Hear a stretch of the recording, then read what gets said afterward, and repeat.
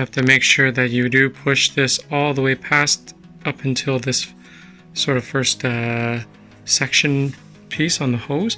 Once it gets onto there, it will not slide off that easily, and this obviously does not slide off there. No screws needed for this installation here.